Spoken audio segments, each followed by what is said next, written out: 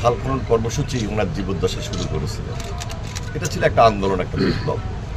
আজকে তারেক রহমানের নেতৃত্বে আমরা নতুনভাবে নির্বাচনী প্রতিশ্রুতি অনুযায়ী এই কাজ শুরু করেছি। ইতিমধ্যে মাননীয় প্রধানমন্ত্রী বাংলাদেশের প্রায় কয়েকটা জেলায় তিনি তার কাজ শুরু করেছেন এবং এট এ টাইম আমরা আমাদের স্থানীয় সংসদ সদস্য মন্ত্রী মহোদয় যারা রয়েছেন সারা বাংলাদেশে নতুন জাগরণ সৃষ্টি করেছি এই খাল খনন কর্মসূচির মাধ্যমে।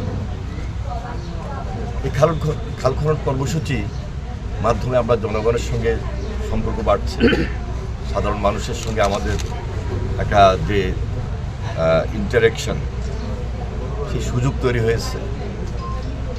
খাল খনন কর্মসূচির মাধ্যমে কর্মসংস্থানের ব্যবস্থা রয়েছে, গ্রামীণ অর্থনীতি চাঙ্গা হচ্ছে, কৃষির উন্নয়ন। ঈদ আসবে, সাথে ক্যাশব্যাকও আসবে। নিজের বা প্রিয়জনের জন্য কেনাকাটায় এবারও নগদ পেমেন্টে পাচ্ছেন দারুণ ক্যাশব্যাক। তাই যাই কিনুন, পেমেন্ট করুন নগদে।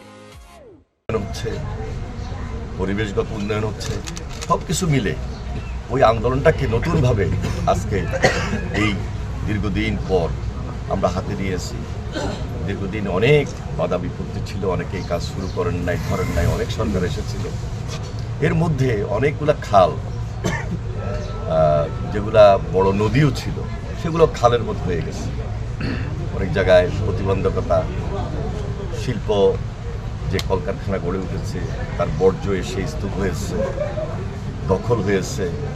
তারপরে খালের মধ্যে ঘেরাও করে সেখানে মাছের চাষ হচ্ছে। যেহেতু বন্ধ ছিল, স্বাভাবিক কেউ কাজ করে নাই, কখনো ধরে নাই, এই জন্য অনেকে সুযোগ পেয়েছে, ওই সুযোগগুলো নিয়েছে।